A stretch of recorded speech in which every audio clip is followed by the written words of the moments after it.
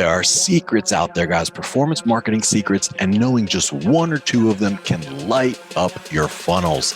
Let's go. This is Performance Marketing Insiders. I'm Chris Mechanic. Join me as we go deep into the secrets of the world's elite marketing minds. Performance Marketing Insiders is sponsored by Web Mechanics, the AI-driven performance agency that makes you smarter.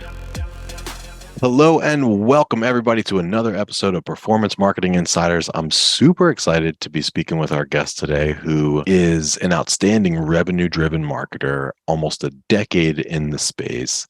He's a strategic leader. He's a thought leader, and his expertise is in lead gen and direct marketing. Currently, he's VP of Marketing at GoHealth, and he is Patrick Manser. Welcome to the show, Patrick. Hey, Chris, really excited to be here, man. Good to catch up again and looking forward to our chat. I'm excited to get dorky with you, man. Nothing like getting dorky on marketing. Let's do it. Cool. So let's jump right in. I know that the audience, we're all about secrets here. We want to know the secrets of the best minds in marketing. And I know that you have posted many, many wins at GoHealth and in your career before that. What's one of your biggest secrets to success? Yeah, I think the secret that I want to talk about here is that there's a secret way to turbocharge your consumer acquisition engine while shocking your CFO and CEO, right? And it's nothing new, but that is creating a direct response marketing engine. It's what we've done at GoHealth. It's what I've kind of been head down doing for the last 7 years and love talking about it and giving people tips, learning from other people on it. Yeah. So what do you mean by that exactly? So I think most people would feel like, we have a marketing engine. Like when you say direct response marketing engine, what do you envision? Yeah, I think this short answer is exactly what you led with, right? So tying everything you do to revenue. And I had a mentor early on in my career that was giving me advice on, this is coming right. I came out of school right after, the 2008 financial collapse and things like that. And he had some horror stories that he had been through. And the only piece of advice he was willing to give people is always attach yourself to revenue. And that's something I've taken with me in my marketing journey. But also when I think about direct response, right, it's being able to share results of a marketing campaign in concise and precise ways that speak to people outside of marketing, right? So I think the greatest example that I have is being able to connect with, a new CFO at your company or whatever it is, being able to share exactly what you do with your marketing dollars, where you put them, and what the revenue point that's attached to them, whether that's new e-commerce sales, new telephonic sales, customer retention improvements, being able to track every dollar that you put out and drive a response or a sale or a retention metric off of it. Mm-hmm. Interesting. So is it mostly in the way that we're reporting, would you say, or is it in the way that the program is actually built and designed? Yeah, I think it's an all-encompassing platform that you really have to approach it. And something that I like to do, because direct response marketing isn't, I don't think anyone would claim it's the sexiest aspect of marketing. I think it is, though. I think I'm coming around on it. Yeah, but I think it's all encompassing, right? And it's the greatest teams that I've had the most success with in the direct response space. They are successful because they totally immerse themselves in every aspect of it, from all the way down to the revenue portion, obviously, but the entirety of the funnel and tracking every single piece of that funnel, from response, to click-through rates, to form fill rates, to, if you're in a telephonic space, to inbound phone calls, to outbound connection rates, all the way down through sale, through retention, through renewal, whatever the product is that you're selling, right? And I think when you focus on that total immersion, and that's the only thing in your mind when you're writing a piece of copy, when you're producing an ad, whatever it is, that's the best and most successful teams that I've seen. And I think there's a David Ogilvy quote, right? And I think we all know that he loved direct response marketing, right? And I don't want to over-index on the Ogilvy quotes, but he said it's only creative if it sells, right?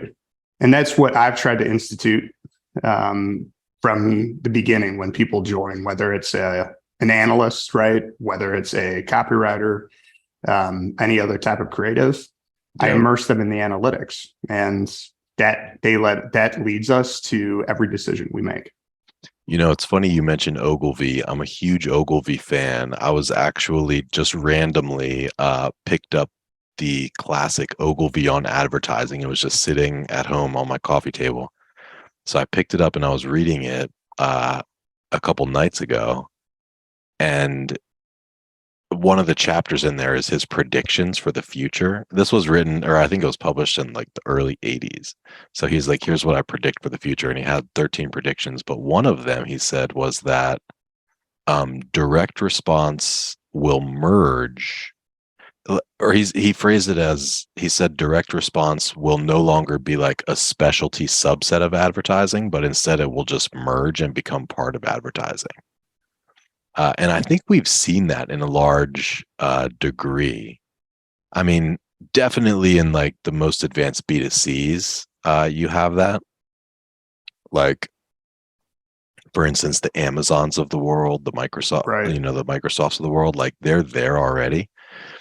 Even a lot of the more advanced B2Bs are there already. Like they are tracking these things and they're attempting to report in those types of ways. So I think that has happened, but there's different levels of it. Like there's different levels of DRs. Like we have a client, I won't say their name, but they're in financial services. They spend many millions of dollars monthly on TV. They spend millions on digital, large budget. They have it tracked down to a science, and they know their exact allowable cost, right? And they understand their attribution windows, and they are able to predict like what the fill-in will look like, because like when you stop ads at the last day of the month, like a week later or 2 weeks later, your numbers look better. Yep. So they can predict all that, down to a science, and they will not overspend. They just won't, like if they're not hitting their numbers, even like that, they're just hardcore like that. They also have a brand team though on the other side of the field, and they operate differently.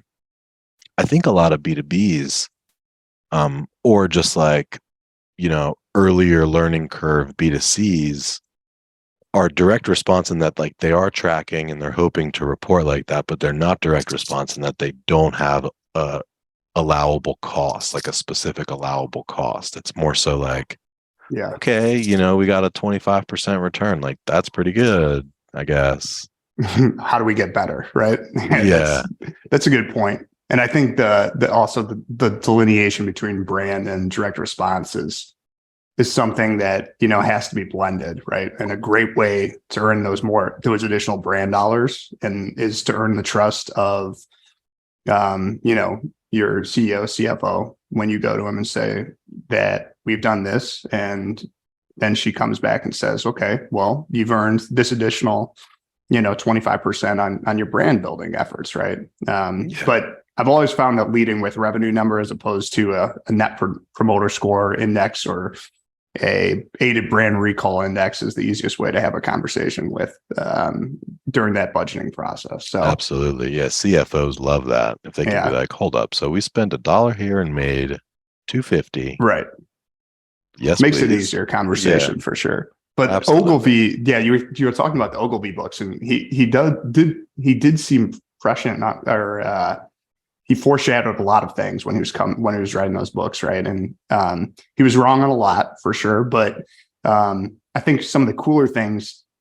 I was watching a video a couple of days of a speech that he was giving. It must have been late 70s, early 80s, but he was talking about just kind of the simple tenets of direct response that still hold true in the verticals that still exist, right? That, or at least in bulk, still exist, and simple things like, hey, that as a direct response marketer, that a 2-minute linear television ad works significantly better when bought in the fringe day parts and things like that. And a direct mail piece that focuses on benefits and products with a call to action with more text is going to perform better in certain scenarios and things like that. So it's not a new concept. Like you said, I think you have to be able to translate it into different and new verticals. I think one of the most challenging things that I've seen is marketers attempting to shift direct response style advertising into things like connected TV and OTT, right? And it's been a struggle, right? Because it's very high CPMs, tough to drive response in such a kind of narrow-minded audience, right? So you're capturing an audience that's sat down to do one thing and one thing only, and it's interesting to see how that's going to evolve. But most of what people do is still the same magic, right? And the thing that you have to be focused on is getting everyone on your team attuned to the exact same metrics, right? And I think you had a good point. Yeah, a lot of companies have understood that they need to have a revenue number, or they need to know what their CAC or CPA is, but they don't know how to improve it, right? And if you don't have a very, very clean funnel from the start, so this is my top stage, right? So if it's on digital, right, it's your click-through rate, your form fill rate, your call. If you're outbound dialing people, it's your lead form to contact rate, your contact rate to marketing qualified lead, et cetera. Mm-hmm. You need to be able to attack the funnel at multiple stages. And if you don't have that laid out, you just kind of struggle through analysis. And then it becomes a very long tail conversion process and a very long tail improvement process. And there's all these little levers that you have to be able to tweak along the way to be able to fully institute that direct response funnel. Yeah. And consistently show improvement on it. So why do you think that more people aren't talking about direct response? Like, again, calling it direct response. People talk about data-driven and performance-driven, yep. But why is direct response it kind of feels like it's like a forgotten art in a way? Yeah. I think that's art and science. Yeah, I think you said it right? It's not. It doesn't feel, I think, to people as creative as other more traditional marketing does, right? Yeah. It's very analytical. It requires a very specific set of skills.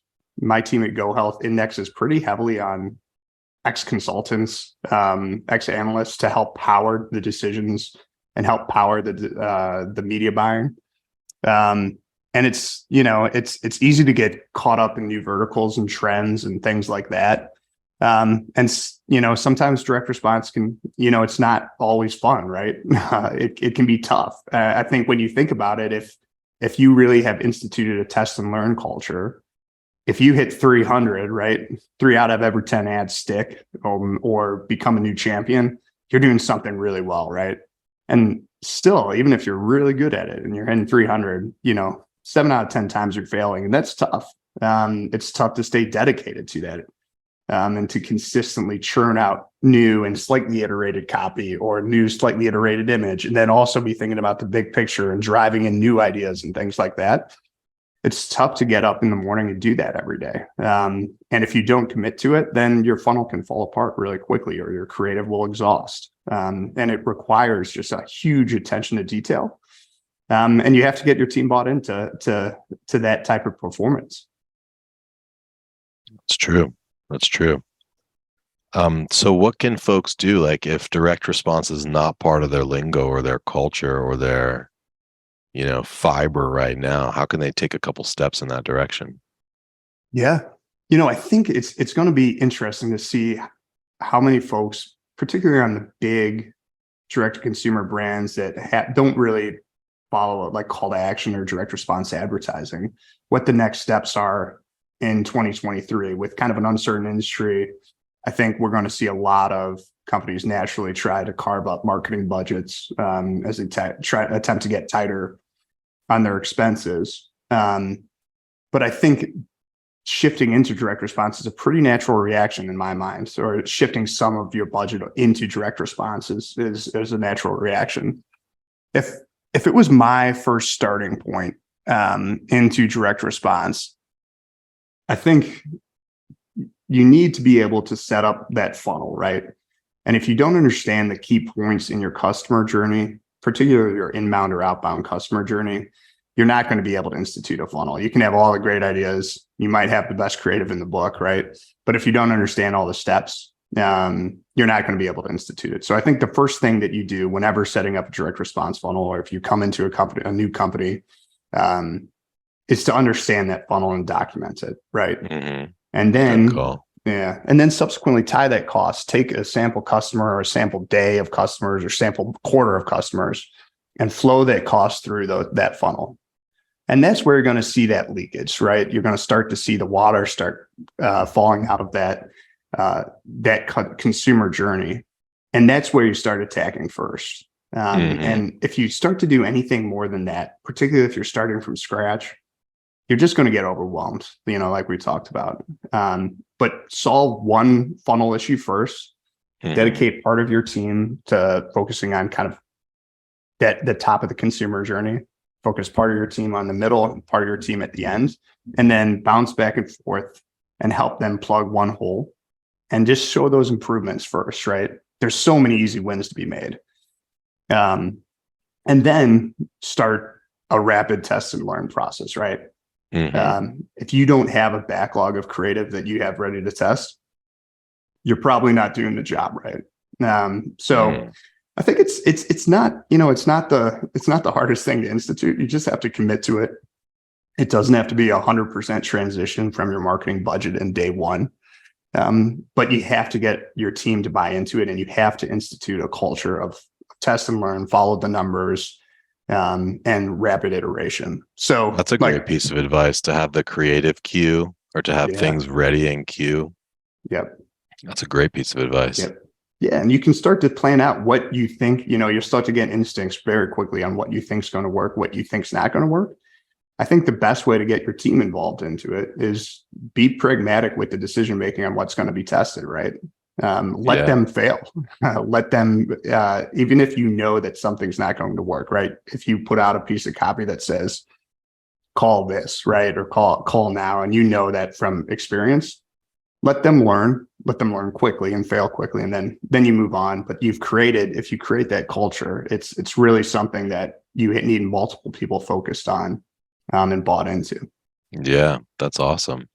It's also interesting how you say point different teams at different points in the funnel. Do you mean like from a creative perspective there primarily, or are you talking about more so like, hey, team A is on the ads, that's at the top of the funnel, team B is in charge of the landing page, and team C is in charge of the post conversion? Yeah.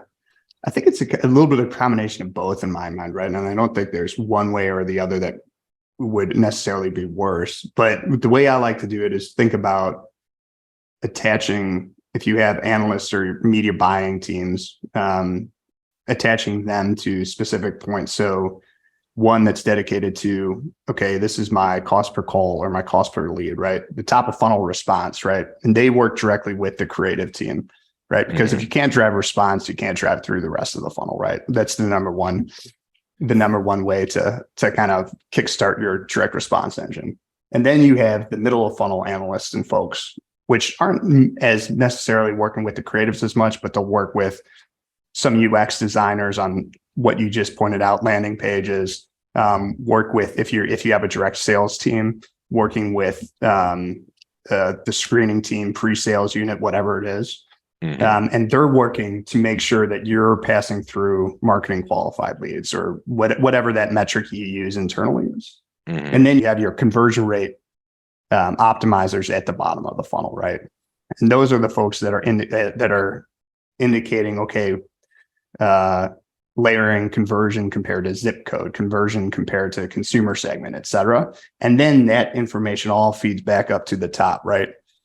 And you create this cycle that consistently feeds the engine and it consistently optimizes, right?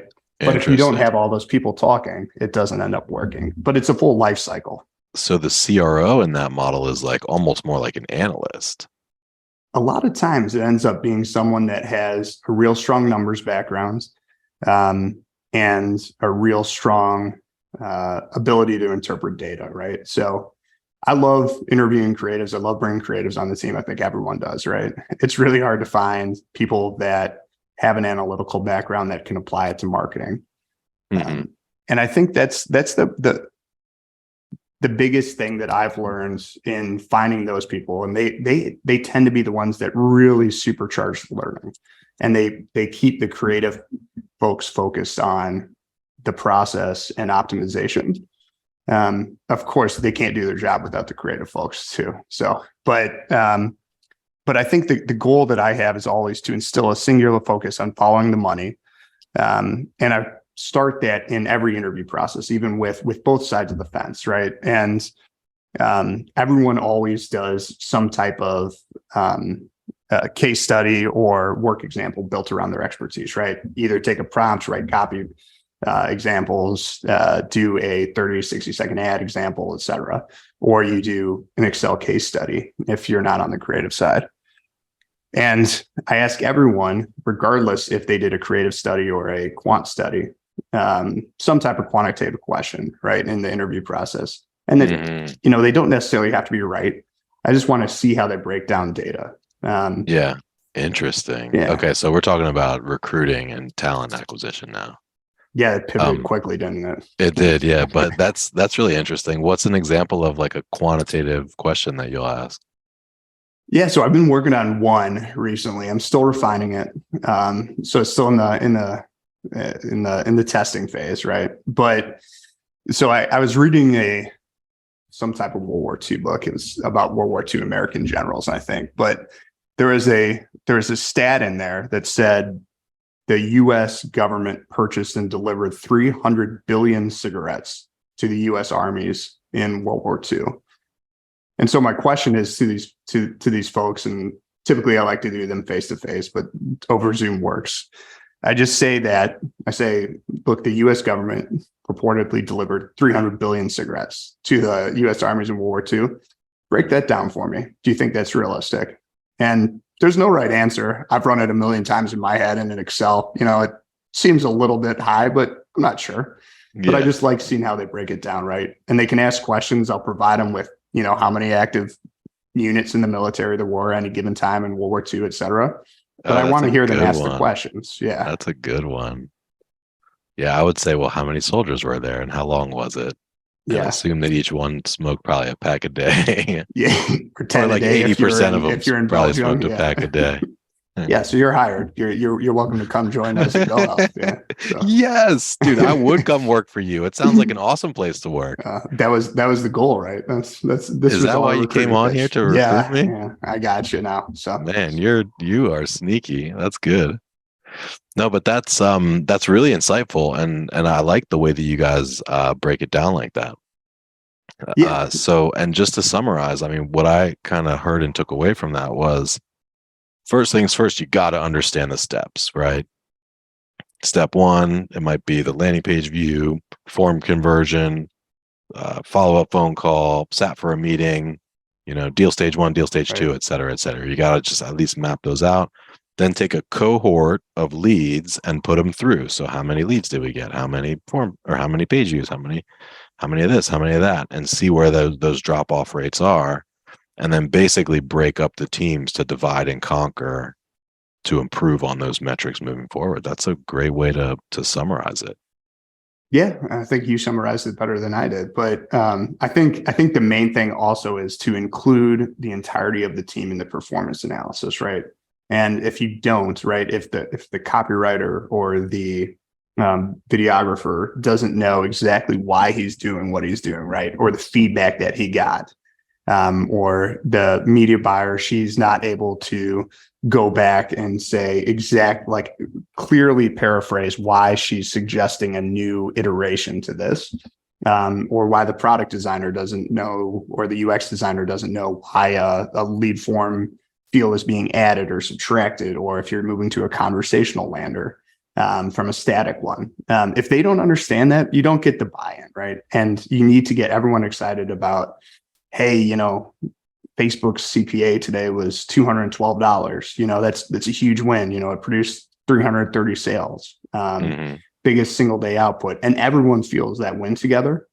And that's what I found. I know I'm harping a lot on team creation and things like that, but the direct response, the cool thing about direct response is that you can share wins that everyone contributed to throughout the entirety of the funnel. And it's a lot of it is just like is communication and focusing on sharing the details that lead to those wins. And then they lead to more wins, right? If we think about like, hey, we focused in on this form field, and this is where we're driving conversion wins on the back end because we're letting through more qualified leads or whatever it is. It's a really easy way to get the entire team involved and celebrate wins together. That's great. Yeah. How many people do you have on your team? I was just working on that. So we've got 24 on our performance marketing team. So we have our marketing team organization split into two fields, kind of a service and production unit, which my colleague leads, and then I lead our execution and implementation unit. Have a team dedicated to our offline lead generation, right? So GoHealth is 100% of our marketing budget is feeding our direct-to-consumer lead gen engine. And so we have an offline marketing team that focuses on our direct mail, linear TV, external out-of-home advertising. Then a digital team, very much focused on, all your traditional channels and growth channels on the digital side, Facebook, GDN, affiliate, et cetera, organic. And then our communications team and our marketing planning and innovation team, right? And those are the analysts that focus on doing our planning, allocating budget to maximize revenue. And they work every day with the creative side. Interesting. So are those the people that you would refer to as conversion rate optimizers, like at the very bottom? Those are my conversion rate optimizers, and then the full funnel planners as well. So we go in every day, every week, every month, every quarter with a plan on how we're going to deploy our funds, right? To maximize whatever the plan is for that quarter. Maybe it's submissions, maybe it's to minimize CAC, maybe it's to grow in specific zip codes, specific states. They're the ones that are kind of the straws that stir the drink to put that plan together. Now, it's not a static plan, right? We change it in intraday every day, right? But they're the ones that are building on historical performance, building plans out to meet or beat the plans that are laid out in whether it's top line revenue or submission growth or whatever it is. Yeah. Wow, that's awesome. So it sounds like a pretty sizable and mature marketing organization. Yeah, we've put a lot of work into it. GoHealth's been around for a long time, and we're a direct-to-consumer sales organization, and we've studied for a long time what works the best to activate our populations and to help them the most, right? And we have a heck of a lot of data, which helps. And I know a lot of the last couple of podcasts that you've done have been focused around that data element. So I didn't want to get too big into that, but we have tons of data to feed our consumer lookalike models, to feed our historical conversion optimization and things like that. Mm-hmm. We just have a ton of that to build off of, and that helps us. If that moves our batting average from 200 to 300, it means 33% more lower CPAs or 33% lower lead costs, and we attack it from that angle. What's your guys' data tech stack?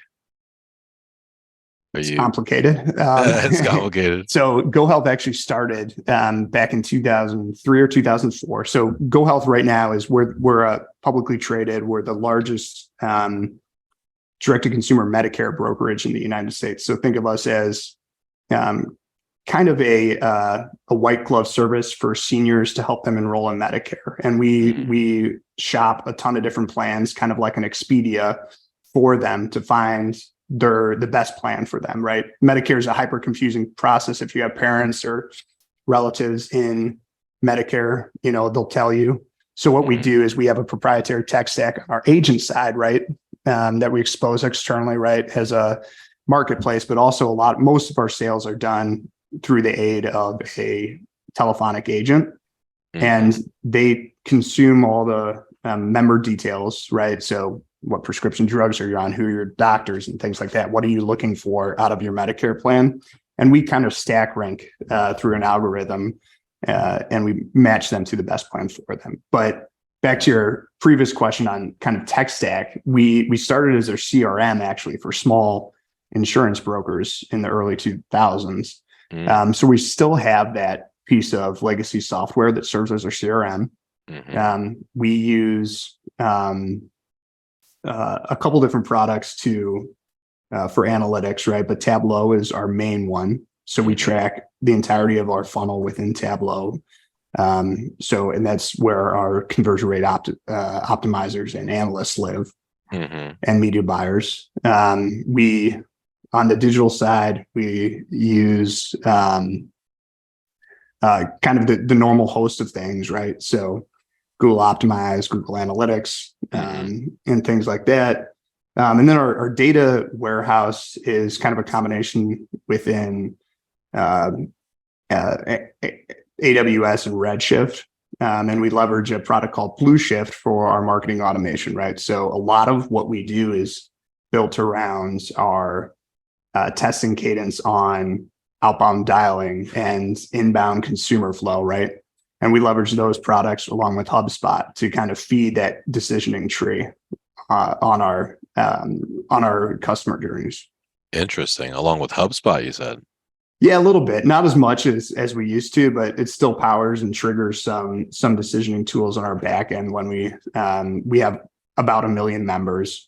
And we have various ways to keep them engaged and check in with them and things like that. Nice. Very cool. Yeah, we have a sister company called OBO, who just recently launched a HubSpot plugin for ChatGPT. So it's like ChatGPT inside of your HubSpot, so you can like basically tell it to do stuff. That's pretty cool. It cool. Executes on it, huh? Yeah, there's certain like HubSpot specific commands that you can get to execute, but like you can of course just have the normal ChatGPT, which could like write you an email or Got it. We just signed a contract yesterday on a ChatGPT competitor, but an AI tool to help us with. We're not sure quite yet on all the ways that it's gonna be in use, but at minimum on copywriting iteration and quickly churning out ideas on how to iterate on some of our more successful copy. But I think landing page variation will be huge with it. I don't know. Yeah, it's going to be interesting to see how quickly that takes over the landscape. Yeah, right. I've definitely got some ideas brewing. We can talk about that if there's time. But it sounds like you guys have your game really together and your program's really tight. I am curious, like, what are some of the challenges that you're going through right now? What are you struggling with, or what's keeping you up at night? Yeah, I know you said you guys have some fintech clients, so kind of a similar space in the health tech side, right? Particularly the senior Medicare space.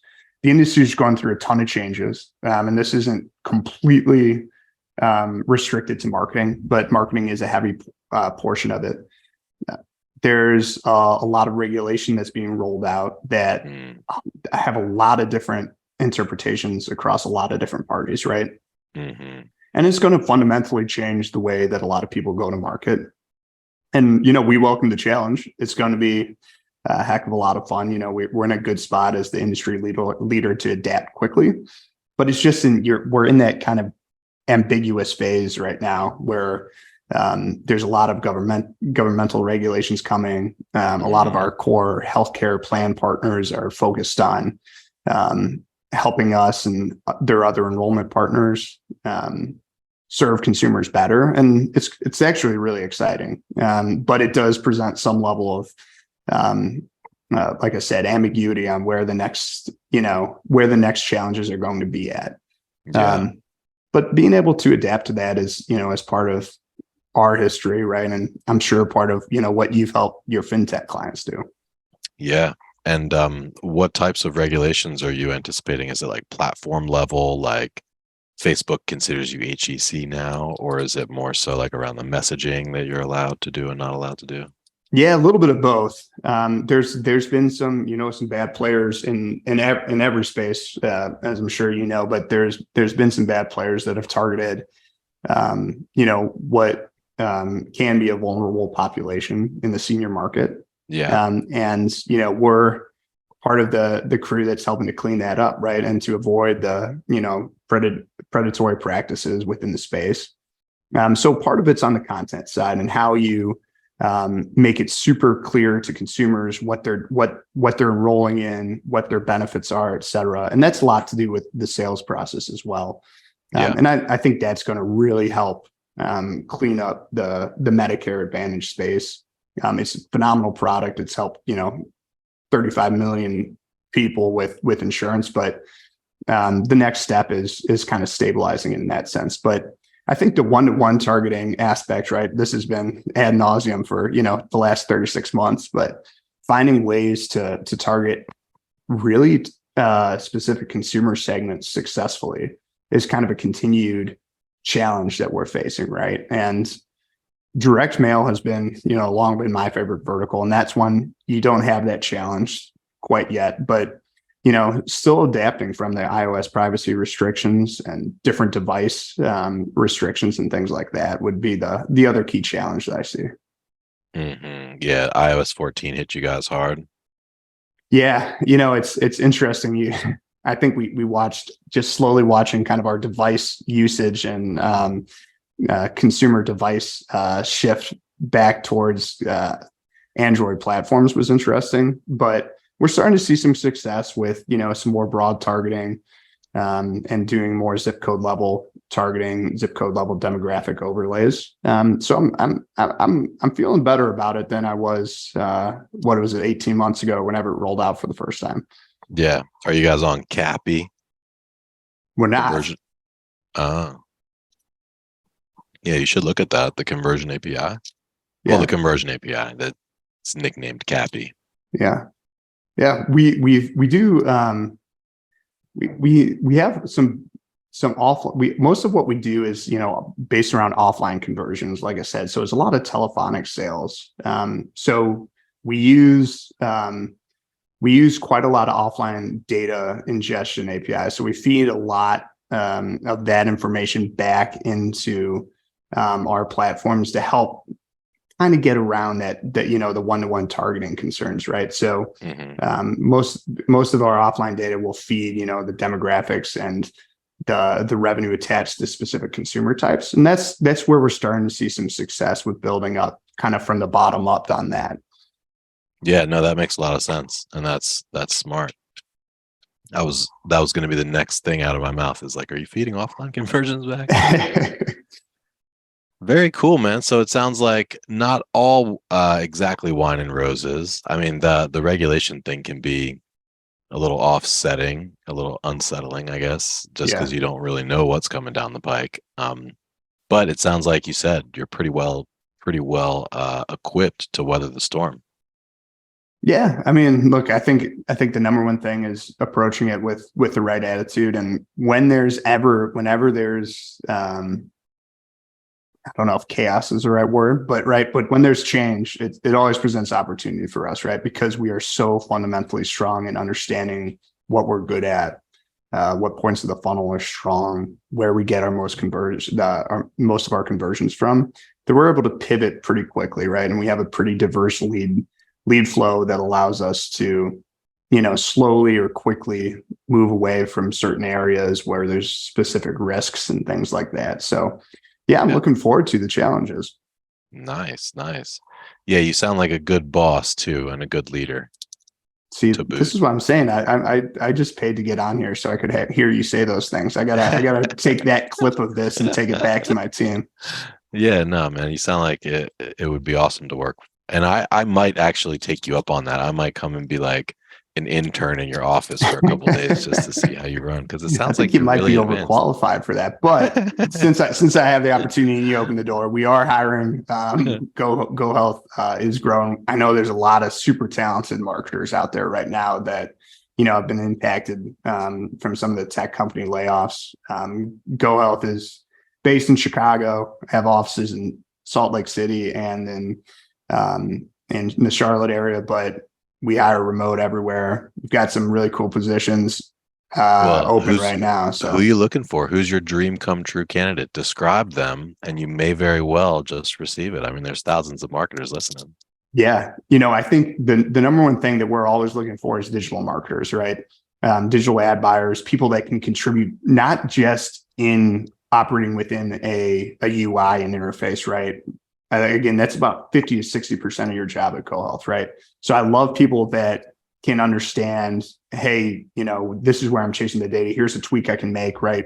Within our interface, I can move to TROAS here. I can move to TCPA here, whatever the bidding strategies are. But I also like being able to contribute into a creative brainstorming discussion and being able to distill the data that you have within your interface or within Tableau or whatever reporting structure you have, distill that down and assist and very much contribute to the creative planning process. And I hope that that's a pitch that people like, because, a lot of companies create very delineated paths, right, for their marketing sides. And by creating that kind of hybrid approach to everyone contributes to everything, everyone sees everything. It really, hopefully it allows people to contribute in different ways, have diversified days that don't get caught up in doing just media buying or just copywriting or whatever it is. Yep. So you're looking for that like aggressive, left brain, right brain media buyer with like very strong business acumen. Yeah. Yeah. And someone that like understands everything that they're doing, right? And understands the top line, revenue impact, potentially understands what the market, like your lead opportunity or lead to marketing qualified lead rate, what will happen with every individual step they take. And then just, is willing to take some risks, dive into platforms. Like I said, we open up a lot of availability to fail here, as long as you recognize that it's a failure and move on quickly to the next failure or the next success. And maybe somebody who sleeps with like David Ogilvy and Claude Hopkins books under their pillow. That. I do actually buy everyone on my team when they join at the Ogilvy's Guide to Advertising. So Ogilvy on Advertising. So I got excited when you mentioned that. Again, I didn't want to double down on the Ogilvy content that I'm sure everyone's tired of, but it's a great introduction of thinking creatively but attaching those thoughts to, specific revenue points. Totally. So, with your dream come true recruit, any specific platform you're looking for, like, or just multi-platform? Like, you want a TikTok buyer, Facebook? Yeah, funny thing on the TikTok buying front, the senior market is starting to explode on TikTok. So we've tested into it a couple times. It's still not. We haven't been able to scale it, but. No, I think what I like is people that have a specialty coming in, but are willing to be able to attack all the platforms right now, right? So right now I'm looking for a really great affiliate manager. So someone that either has experience in, something like CJ Affiliate or whatever other platform. But I never limit people to being in one specific platform, right? I want to grow your portfolio skills, your marketability, down your as you get deeper into your career. I think restricting people to one platform is a mistake, right? Because you can learn so much from other targeting platforms, right? Other ways that, if you let's go into your Facebook UI and you see someone buying in a specific way or in a specific zip code, if you're not in there on a daily basis, you're going to miss that, right? And then you don't get the chance to deploy that into your kind of main vertical or main lead gen channel. And if we can't give you that, then we're not helping you grow. I hear you, man. Cool. Well, we are just about out of time here. It's time for the lightning round, where I ask you a couple of questions and you respond with the first thing that comes to your mind. Cool.